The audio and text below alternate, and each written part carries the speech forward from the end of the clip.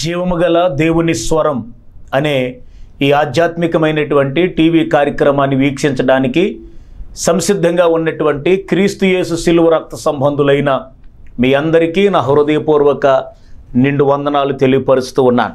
బిడ్డలందరూ బాగున్నారా? క్షేమంగా ఉన్నారా? ఆరోగ్యంగా ఉన్నారు కదా?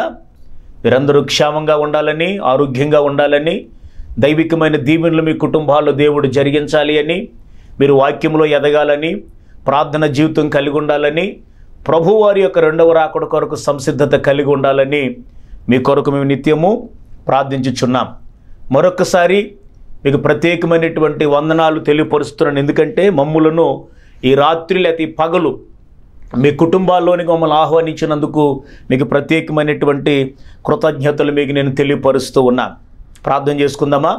ప్రార్థన చేసుకుని వాక్యంలోకి వెళ్దాం. ప్రార్థన. సకల ఆశీర్వచన కారణభూతుడమైన మా ప్రియ పరలోకపు తండ్రి, మీకు వందనాలు. నైనా ఈ సమయమందులో ప్రభువా నీ బిడ్డలతో కలిసి కొన్ని నిమిషాలు ప్రభువా నీ యొక్క మాటలను ధ్యానించడానికి మీరు ఇచ్చిన అవకాశం కొరకే వందనాలు. మీరు ప్రత్యేకంగా మాట్లాడుతున్నందును బట్టి మీకు కృతజ్ఞతలు నాయన. నువ్వు మాట్లాడితే మేము బ్రతుకుతాం. నీ మాటల్లో జీవం ఉన్నది నాయన. అనేక వారాలుగా ప్రభువా ఉపవాసం యొక్క ప్రాముఖ్యతను గురించి, ఉపవాసం అంటే ఏమిటి, ఉపవాసము ఎలా చేయాలి, ఎవరు చేయాలి, ప్రభువానికి స్తోత్రాలనైనా, ఉపవాసము ద్వారా పాడైపోయినటువంటి జీవితాలు ఎలాగా తిరిగి కట్టబడతాయి, అనేక విషయాలు మీరు మాకు నేర్పిస్తూ ఉన్నారు. ఈరోజు కూడా నాయనా ఉపవాసం గురించిన వర్తమానాన్ని మీరు మాకు ఇవ్వబోతున్నందు కొరకే నీకు స్తోత్రాలు మీకు తెలియపరుస్తూ, వినగలిగిన చెవిని, గ్రహించగలిగిన మనస్సును ప్రియ వీక్షకులందరికీ దయచేయమని, ప్రతి ఒక్కరితో మీరు మాట్లాడమని క్రీస్తు నామములో ఈ ప్రార్థన అడిగి వేడుకొనుచున్నాము తండ్రి. ఆమేన్. దేవుని బిడ్డలారా, వాక్య సందేశంలోకి వెళ్దాం. 3 వారాల నుంచి ఉపవాస ప్రార్థన గురించినటువంటి వర్తమానాలు మనం వింటూ ఉన్నాం. గల కారణం ఏంటంటే, యెహోషాపాతు ఉపవాస ప్రార్థన చేసి ఎటువంటి ఘన విజయాన్ని ఆయన పొందుకోగలిగాడో, అలాగే మనం కూడా ఉపవాస ప్రార్థన ద్వారా దేవుని శక్తిని మనము పొందుకుంటామని, ఘనకార్యాలు దేవుడు మన బ్రతుకులో ఆయన చేయటం మనం చూడగలుగుతామని మీకు నేను తెలియపరుస్తున్నాను వాక్యం ద్వారా. అయితే మరి ఈరోజు వర్తమానం ఏమిటని ఆలోచన చేస్తే, అంశం రాజు ఆజ్ఞను మార్చే ఉపవాసం. రాజుగారు చేసిన శాసనాన్ని, రాజుగారి యొక్క ఆజ్ఞను ఏం మార్చిందంట? చెప్పండి. ఉపవాసం మార్చిందంట. ఉపవాస ప్రార్థన మార్చిందంట. ఏంటి రాజుగారు చేసినటువంటి శాసనం ఏంటి? ఆయన ఆజ్ఞ ఏంటి? మరి ఎవరు ఉపవాసం ప్రార్థన చేస్తే ఆ రాజుగారు చేసిన శాసనం మారిపోయింది, రాజు ఆజ్ఞ వ్యర్థపరచబడింది అనే విషయాలు ఈ రాత్రి మనం జ్ఞాపకం చేసుకోబోతూ ఉన్నాం. దేవునికి స్తోత్రం. ఇప్పటికీ మీకు అర్థమై ఉంటుంది. ఒక్కమారు పరిశుద్ధ గ్రంథాలు మీరు తెరిచి దేవుని బిడ్డలారా, ఎస్తేరు గ్రంథం 4వ అధ్యాయము 3వ వచనాన్ని ఒక్కమారు చదువుకుందాం. రాజు యొక్క ఆజ్ఞయు శాసనమును ఏ సంస్థానము నుండి వచ్చెనో అక్కడ ఉన్న యూదులు ఉపవాసం ఉండి మనోదుఖముతోనూ, ఏడుపుతోనూ, రోదనముతోనూ మునిగిన వారైరి. అనేకులు గోనెను, బూడిదను వేసుకుని పడి ఉండిరి. చూసారా? ఇక్కడ 4వ అధ్యాయము దేవుని బిడ్డలారా 3వ వాక్యంలో ఉన్నటువంటి మాటలు మీరు చూడగలిగితే, యూదులందరినీ కూడా చంపాలి, యూదులందరినీ కూడా దేవుని బిడ్డలారా సంహరించాలని చెప్పి ఒక శాసనము బయలుదేరింది. ఎక్కడి నుంచి మీరు గమనించాలి, అది మాదీయ పారసిక సామ్రాజ్యం ప్రపంచాన్ని పరిపాలిస్తున్న దినాలు బిడ్డలారా. అయితే యూదులందరూ కూడా చెరలో ఉన్నారు. అయితే ఆ యొక్క అహస్వరోసు యొక్క దినాలలో మీరు జ్ఞాపకం చేసుకుంటే, ఒక యూదురాలు రాణిగా దేవుడు మార్చి అంతఃపురంలో పెట్టాడు.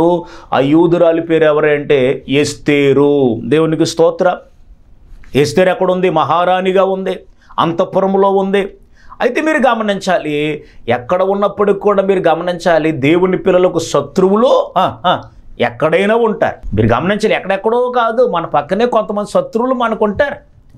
సాతానుడు మన పరిచర్యలో కానీ, ఆధ్యాత్మికమైన జీవితంలో కానీ, నువ్వు చేసే ఉద్యోగం దగ్గర కానీ, వ్యాపారం దగ్గర కానీ నిన్ను పాడు చేయటానికి సాతానుడు తన యొక్క ఏజెంట్లను పెడతా ఉంటాడు. ఎక్కడైనా మనకు అభ్యంతరాలు ఎదురవుతూ ఉంటాయి.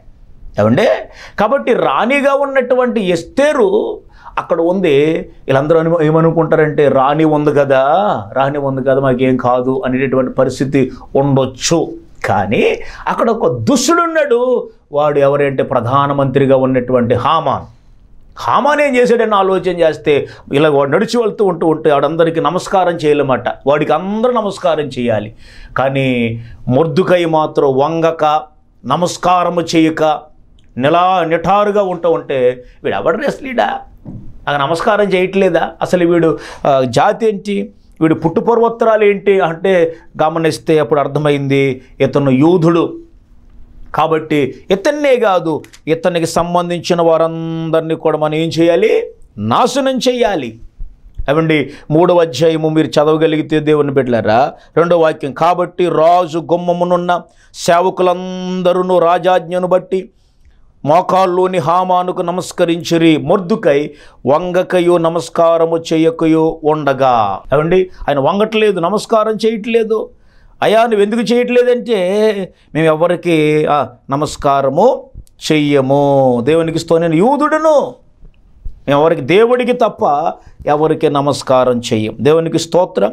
కాబట్టి అసలు ఈ యొక్క యూదులందరినీ కూడా నాశనం చేయడానికి ఈ హామాన్ ఏం చేశాడు? ఒక దుష్ట ఆలోచన కలిగి ఉన్నాడు. ఈ దుష్ట ఆలోచన ఎలాగా మరి దేవుని బిడ్డలారా 12న ఆలోచన చేస్తే దేవుని వాక్యం చెబుతుంది. ఎస్తేరు గ్రంథం 3వ అధ్యాయం 8వ వచనం, అంతటా హామాను అహష్వేరోషు చెప్పినదేమనగా, మీ రాజ్య సంస్థానములన్నిటి యందు జనులలో ఒక జాతి వారు చెదరి ఉన్నారు. వారి విధులు సకల జనుల విధులకు వేరుగా ఉన్నవి. వారు రాజు యొక్క ఆజ్ఞను గైకుని వారు కారు. కాబట్టి వారిని ఉండనిచ్చుట రాజునకు ప్రయోజనకరము కాదు. రాజునకు సమ్మతి అయితే వారు హతము చేయబడినట్లు నేను ఆ పని చేయవారికి 20,000 మనుగుల వెండిని రాజు యొక్క ఖజానాలో నుంచి ఉంచుటకు తూచి అప్పగించినట్లు చట్టము పుట్టించుమనగా. అండి కాబట్టి వారు రాజును లెక్క చేయరు, ఎవరిని లెక్క చేయరు.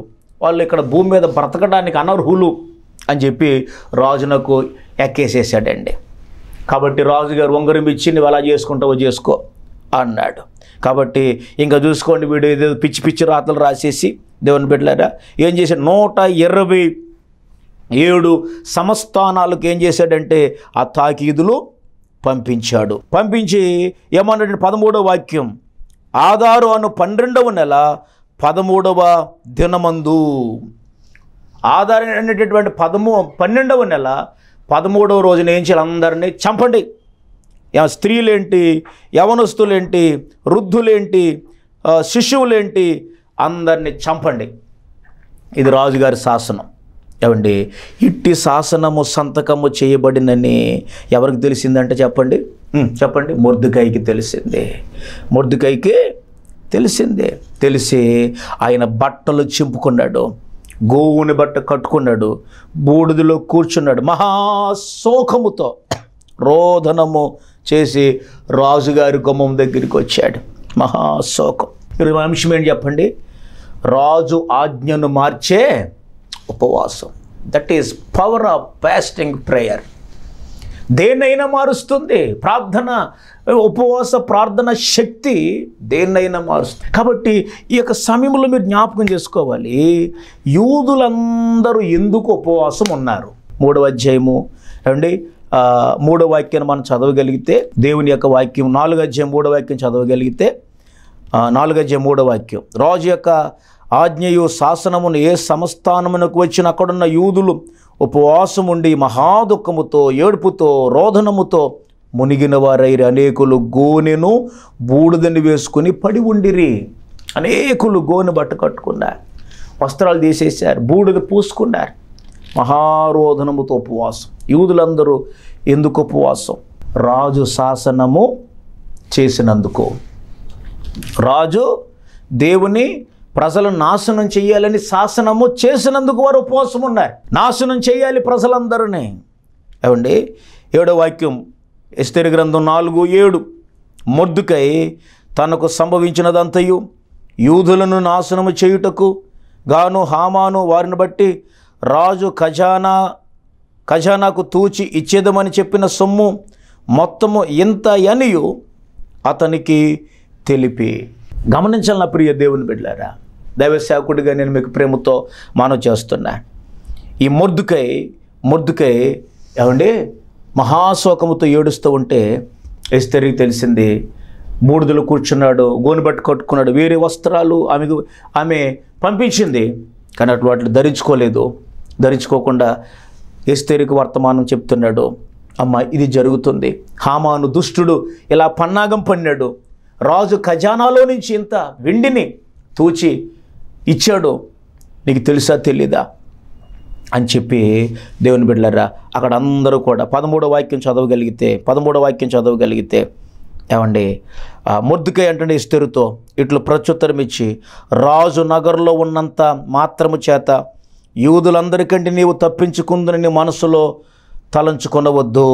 ఇది మీరు గమనిస్తే ఎస్తేరు ఒకవేళ పిలువబడక ఏ మనుషుడే కానీ రాజు దగ్గరికి వెళ్ళకూడదు అని చెబుతున్నటువంటి మాటను బట్టి మొర్దుకైకి కాస్త కోపం వచ్చి, అమ్మా నువ్వు యూదురాలు నువ్వు రానివి అనుకుంటున్నావేమో, నువ్వు కూడా యూదురాలివే కాబట్టి నువ్వు తప్పించుకుంటావు అనుకుంటున్నావేమో, నీ మనసులో అనుకోకు, నువ్వు కూడా చంపబడతావు, శాసనం ముందు అందరూ ఒకటే.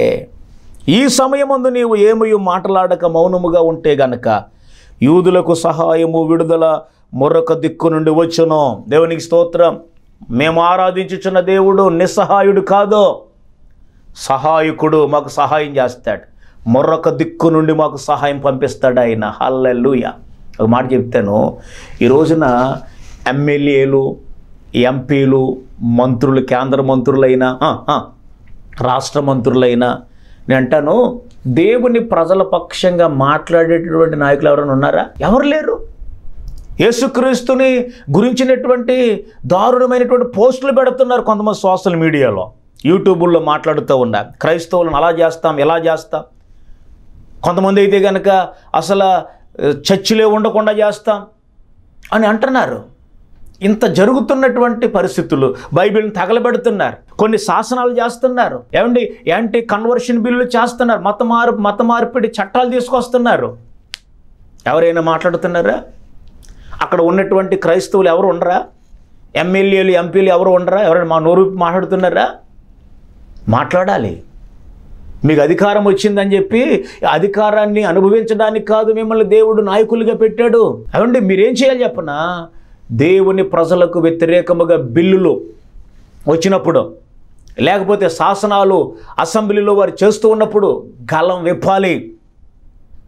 మీ యొక్క పూర్వీకులు లేదా కొంతమంది క్రైస్తవులుగా ఉండొచ్చుగా, లేకపోతే మీ యొక్క తల్లిదండ్రులు కొంతమంది క్రైస్తవులుగా ఉండొచ్చుగా. కాబట్టి ఈ రోజున దేవుడు మీకు ఇచ్చిన అధికారమును బట్టి మీరు ఏం చేయాలి చెప్పిన గలం విప్పాలి. మీ పదవుల కోసం చూడకూడదు. ఏమండి అలాగా ఎవరున్నారండి మన భారతదేశంలో చెప్పాలి? బహు తక్కువ మంది. మధ్యకాలం మనం చూసాను, ఎక్కడో కేరళలో మరి ఈ విధమైనటువంటి సంఘటన జరిగినప్పుడు ఒక అవండి ఎంపీ గారు మాట్లాడడం నేను చూడగలిగాను పార్లమెంట్లో. చాలా సంతోషం. దేవుడు ఇటువంటి గొప్ప ఉజ్జీవాన్ని మన భారతదేశంలో దేవుడు రగిలించును గాక. క్రైస్తవుల పక్షముగా ఎంపీలు మాట్లాడేటటువంటి వారిగా దేవుడు మార్చును గాక. రాష్ట్ర అసెంబ్లీలో కూడా అనేక మంది ఎమ్మెల్యేలు, మంత్రులు క్రైస్తవుల పక్షముగా మాట్లాడడానికి వారి గలము విప్పుదురుగాక. ఒకవేళ వారు ఇప్పకపోయినా దేవుడు మనకు సహాయం చేస్తాడు. దేవునికి స్తోత్రం. ఆయన బలహీనుడు కాదు, గొప్ప దేవుడు. హల్లెలూయా.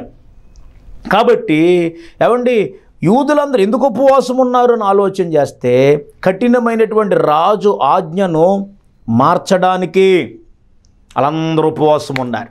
ఏమండి మొర్దుకై ఎలా ఉపవాసం చేశాడు? తన వస్త్రములను చింపుకొని పశ్చాత్తాపముతో మాట. అంటే చింపుకోవడం అంటే ఏంటే బైబిల్ చెబుతున్న మాట, మీ వస్త్రములను కాక మరి దేని చింపుకోవాలి? యోవేలు గ్రంథంలో ఉంటుంది కదా దేవుని బిడ్డలారా, మీ హృదయములను చింపుకొనుడి. 13వ వాక్యం యోవేలు గ్రంథం 2:13 చూస్తూ ఉంటా. మీ వస్త్రాలు కాదు చింపుకోవలసింది, మీ హృదయాలు చింపుకోండి. అంటే పశ్చాత్తాపపడాలి, కన్నీళ్లు విడవాలి, పాపాలు ఒప్పుకోవాలి.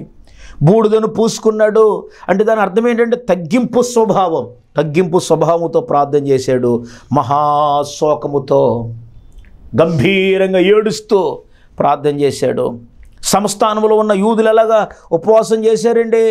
వాళ్ళు కూడా మహా దుఃఖముతో, రోదనముతో, కష్టాన్ని గుర్తు చేసుకుంటూ, ఏడుపులో మునిగిపోయి ప్రాణగండం ఉందనేటటువంటి దాన్ని గుర్తు చేసుకుని ఏడుస్తున్నారు.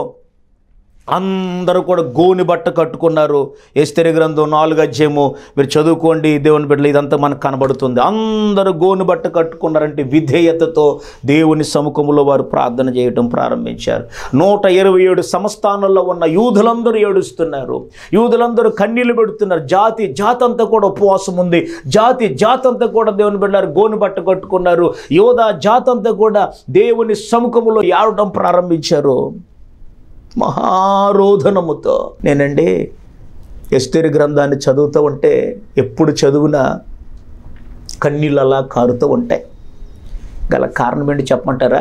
నిరాశ్రాయులుగా ఉన్నటువంటి యూదులు, ఏ దిక్కులేనటువంటి యూదులు అందరూ కూడా వెలివేశారు.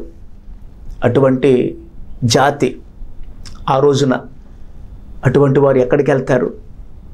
రాజుగారే చంపండ్రా అంటే ఎక్కడికి వెళ్తారండి? గమనించాలి, దేవుడు తప్ప వాళ్ళకి ఎవరు దిక్కులేరు. ఏడుస్తున్నారు.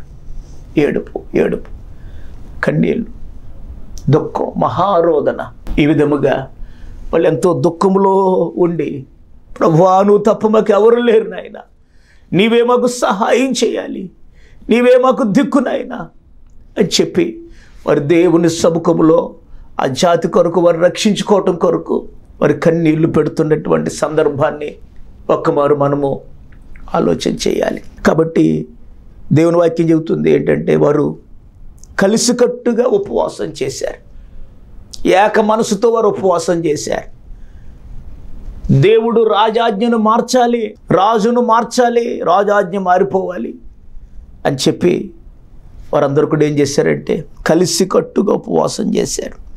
ఎస్తేరు గ్రంథం 4:16 మనం చదవగలిగితే, దేవుని బిడ్డలారా, అప్పుడు ఎస్తేరు మొర్దెకైతో మరలా ఇట్లే, నువ్వు పోయి సుసను నందు కనబడిన యూదులందరినీ సమాజ మందిరమునకు సమకూర్చి నా నిమిత్తం ఉపవాసం ఉండి 3 దినములు అన్నపానములు చేయకుండుడి. నేను నా పనికెత్తులు కూడా ఉపవాసం ఉందము. ప్రవేశించుట న్యాయ వ్యతిరేకముగా ఉన్నను.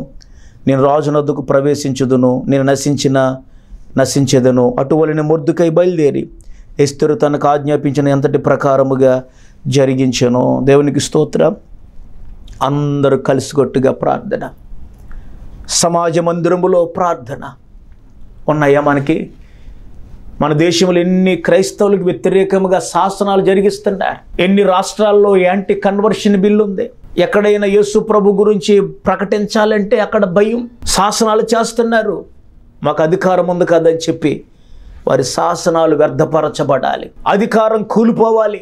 చాలామంది గర్వముతో చేయించున్నటువంటి ఆ శాసనాలన్నీ కూడా అయిపోవాలి అంటే ఎస్తేరు వలె, మొర్దెకై వలె, ఆ రోజున ఉన్నటువంటి యోధా జాతి వలె ఈ రోజున మీరు నేను ఏక మనసుతో ఉపవాస దినాలు మనం ప్రతిష్ఠించుకోవాలి. దేవునికి మహిమ కలుగునుగాక. మేము అదే ప్రార్థన చేస్తున్నాం దేవుని మందిరంలో. మేము అదే దేవుని బిడ్డల కొంతమంది దైవ సేవకులు ఇంకా చేసే ప్రార్థన అదే. నీకు వ్యతిరేకముగా రూపించబడుచున్న ఆయుధాలు ఎన్నో ప్రభువా, నీ ప్రజలకు వ్యతిరేకంగా రూపించబడుతున్న ఆయుధాలు ఎన్నో. భారతదేశంలో, ఈ భారతదేశంలో మనం పుట్టాం, ఈ భారతదేశంలో పెరుగుతున్నాం. కొంతమంది మనల్ని అంటున్నారు, మీది ఈ దేశం కాదు, ఎక్కడికో పొండి అంటున్నారు మనల్ని. కొంతమంది ఏమంటున్నారు, అమెరికాకి వెళ్ళిపోమని కొంతమంది, పాకిస్తాన్కి పంపించేస్తామని కొంతమంది, ఇంగ్లాండ్కి వెళ్ళిపోమని కొంతమంది. నిజంగా దేవుని బిడ్డలారు, ఇప్పుడు మనము ఎవరికి చెప్పుకుంటాం? ఈ దేశము మనది. క్రైస్తవులు అనేక జాతుల వారు భారతదేశంలో నివాసం చేస్తున్నారు. అనేక కులాలు, మతాలు, వర్గాలు, భిన్నత్వంలో ఏకత్వం కలిగినటువంటి దేశం మంది. అటువంటి దేశంలో ఈ రోజున జరుగుతున్నది ఏంటంటే చూడగలుగుతున్నాము. బిడ్డలారా, మతం పేరిట మారణ హోమాన్ని పుట్టిస్తూ ఉన్నారు. కులాల మధ్యలో, మతాల మధ్యలో, ప్రాంతాల మధ్యలో ఈ రోజున భయంకరమైనటువంటి విద్వేషాలు రగిలిపోతూ ఉన్నాయి. మనిషిని మనిషిగా ప్రేమించలేని పరిస్థితులు ఏర్పడ్డాయి. మనిషిని కొడుతున్నాడు, చంపడానికి కూడా వెనుకంజ వేయటం లేదు.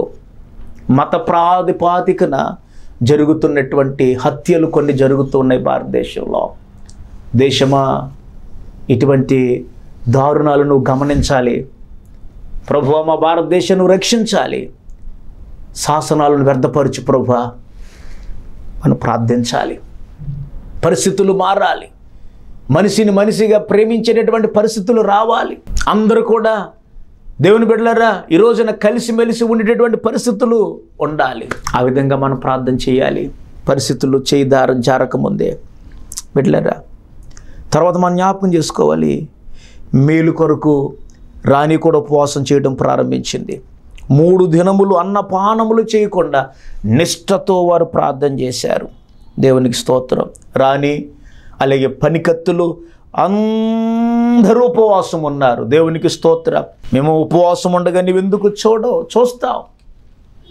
ఆయనకి ఇష్టమైన ఉపవాసం మనం చేసినప్పుడు, ఆయన మెప్పించగలిగినటువంటి ప్రార్థన మనం చేసినప్పుడు దేవుడు రాజు శాసనాన్ని మారుస్తాడు. ఈ హామాన్ అనేటువంటి వాడు దుర్మార్గుడు, దుష్టుడు, యూదులందరినీ చంపించాలనుకున్నటువంటి వాడు మొర్దెకై కొరకు 50 మూరల ఉరుకయ్యను కూడా సిద్ధపరిచాడు. అయితే ఎస్తేరు ఉపవాసముతో రాజు దగ్గరికి వెళ్ళి రాజును అడిగింది, అయ్యా సంహరించబడుటకు, హతము చేయబడుటకు, నశించుటకు నేను నా జనులు కూడా అమ్మబడిన వారమయ్యా. మేము దాసురాండ్రముగాను అమ్మబడ్డాం. నేను మౌనముగా ఉందును, ఎలియనగా మా విరోధి తప్పించుకున్నటకు మేము రాజుకు తమరిని శ్రమపరచుట యుక్తము కాదు. రాజుగారికి చెప్పింది, ప్రవేశించటం న్యాయ వ్యతిరేకంగా వెళ్ళింది. రాజుగారి మనసును దేవుడు మార్చాడు, దండాన్ని చూపించాడు. రాణికేం కావాలి అడుగమ్మా, అయ్యా నా ఇంటికి మీరు విందుకు రావాలి.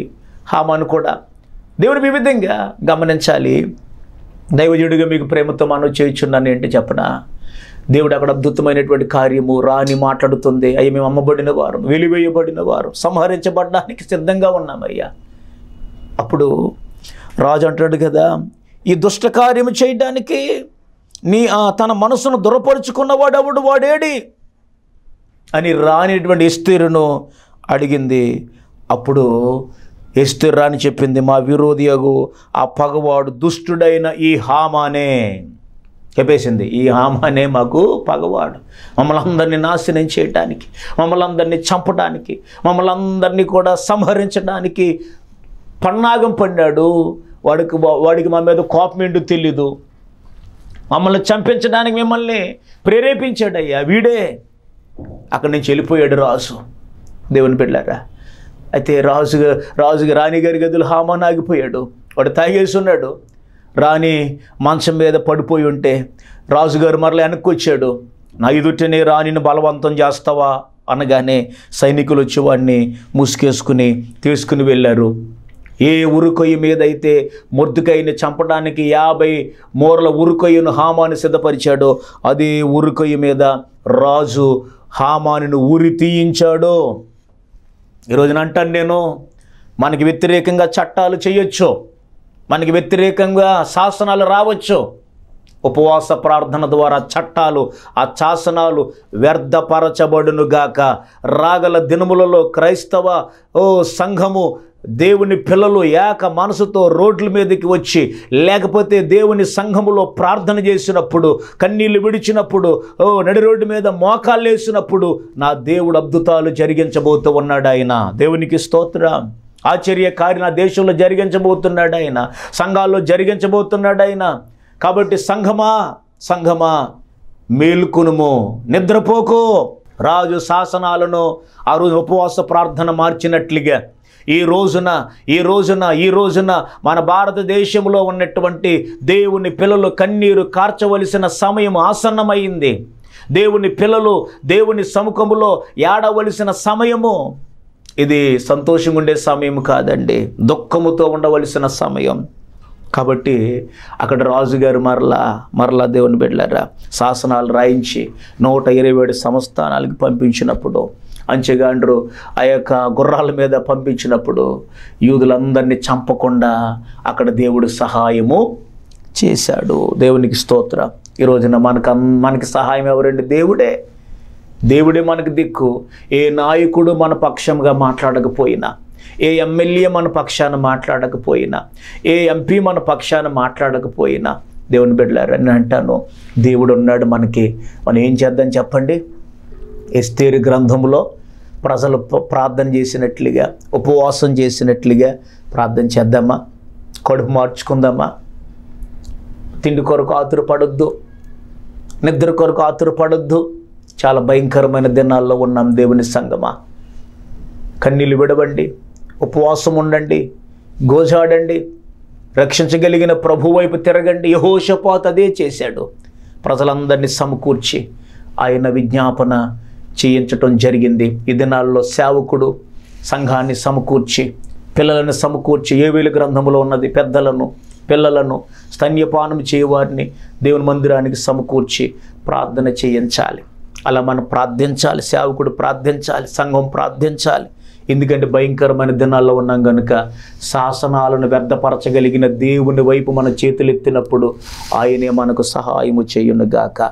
ఆ విధమైన గొప్ప విడుదల, గొప్ప ఆశీర్వాదం దేవుడు మన కుటుంబాల్లో, మన యొక్క సంఘాల్లో, మన దేశంలో ఆయన జరిగించునుగాక. ఆమేన్. ప్రార్థన చేసుకుందాం. మమ్మల్ని మిక్కిలిగా ప్రేమించిన మా ప్రియ పరలోకపు తండ్రి, ఈ సమయంలోనైనా తండ్రి మీరు మాట్లాడిన మాటలు, రాజు శాసనాన్ని మార్చివేసిన ప్రార్థన, ఉపవాస ప్రార్థన, ఎస్తేరు, మొర్దెకై, యూదులందరూ, పనికత్తెలందరూ ఉపవాసం ఉండి 3 దినాలు ప్రార్థన చేయగా, ఏ దుష్టుడైతే, హామాన్ అయితే శాసనాన్ని పుట్టించి రాజుగారిని ప్రేరేపించాడో, ఆ దుష్టుడైనటువంటి హామాను అయా మొర్దెకై కొరకు అయా సిద్ధపరిచిన ఉరికొయ్య మీద వేలాడదీయబడ్డాడు. ఈరోజున మేము వెలివేయబడిన వారముగా, ఈరోజున మేము బలహీనులుగా ఉన్నాం. భారతదేశంలో మా ప్రాంతాల్లో మమ్మల్ని చూచిన వారు చిన్నచూపు చూస్తున్నారు. క్రైస్తవ సంఘాన్ని చిన్నచూపు చూస్తున్నారు. దేవుని సేవకులను, దేవుని సంఘానికి వెళ్ళేవారిని చిన్నచూపు చూస్తున్నారు. మీరు బలహీనులరా, మిమ్మల్ని ఎవడు ఏం చేసినా, ఎవడు మాట్లాడ్డు, మిమ్మల్ని కొట్టినా, తిట్టినా, చంపినా ఎవడు మాట్లాడ్డు. మీ పక్షంగా మాట్లాడడానికి ఒక నాయకుడైనా ఉన్నాడా? ఒక ఎమ్మెల్యే అయినా మాట్లాడతాడా? ఎంపీ అయినా మాట్లాడతాడా? ఎవడు మాట్లాడు కదా అని చెప్పి విర్రవీగుతున్నటువంటి వ్యక్తులు కొంతమంది ఉన్నారయ్యా. మా పక్షాన ఎవరు మాట్లాడినా, మాట్లాడకపోయినా సృష్టికర్తమైన దేవుడు నువ్వు ఉన్నావని నమ్మకంతో మేము ప్రార్థన చేస్తూ ఉన్నాం. నీవే మా దేవుడవు, రక్షకుడు, మాకు ఎవరు లేరయ్యా. నీవే మాకు దిక్కునైనా, నీవే మాకు ఆధారమునైనా, మా ప్రాణాత్మ శరీరములకు ప్రభువా నీ యొక్క సన్నిధానంలో విజ్ఞాపన చేస్తున్నాం. ఆదరించునైనా, శాసనములను మార్చగలిగిన దేవా, రాజులను మార్చగలిగిన దేవా, మీరే మాకు గొప్ప కార్యాలు జరిగించి మా భారతదేశంలో మా 28 రాష్ట్రాల అయా మరి తండ్రి పరిధిలో ఉన్నటువంటి అయా మా దేశాన్ని 9 కేంద్రపాలిత ప్రాంతాలను సంరక్షించండి, కనికరించండి. భారతదేశమునైనా సుభిక్షంగా ఉండాలి. భారతదేశం అందరూ కలిసిమెలిసి ఉండాలి. భారతదేశంలో ఇటువంటి విభేదాలు ఉండకూడదు. సహాయం చేసి మీరు మహిమ పొందమని, ఈ ప్రార్థనలు ఏకీవించిన ప్రతి ఒక్కరిని దీవించమని నైనా మరి తండ్రి ఈ కార్యక్రమాన్ని స్పాన్సర్ చేసిన కుటుంబాన్ని సమృద్ధిగా దీవించి ఆశీర్వదించమని, వారికి నక్కర్లు, కొదువులు, కొరతలన్నీ యేసు నామములో మీరు తీర్చమని, వారికి నైనా దైవ దీవులు మెండుగా అనుగ్రహించమని నజరేయుడైన యేసుక్రీస్తు వారి నామములో ఈ ప్రార్థన అడిగి వేడుకొనుచున్నాము తండ్రి. ఆమేన్. ఇప్పుడు తండ్రి దేవుని ప్రేమ, యేసుక్రీస్తు వారి కృప, పరిశుద్ధాత్మ దేవుని అన్యోన్య సహవాసము, త్రియేక దేవుని ఆశీర్వచనాలు మీ అందరికీ తోడయుండును గాక. ఆమేన్. ఇంతవరకు మీరు వీక్షించిన ఈ కార్యక్రమం మీకు ఆశీర్వాదకరంగా ఉందని భావిస్తే మీ ప్రార్థన అవసరతల కొరకు మరియు ఈ కార్యక్రమం స్పాన్సర్ చేయుట కొరకు మమ్మల్ని సంప్రదించవలసిన మా ఫోన్ నెంబర్ 9949492464. మీ అందరికీ నా వందనాలండి. దేవుడు మీ కుటుంబాలని సమృద్ధిగా దీవించి ఆశీర్వదించును గాక. ఆమేన్.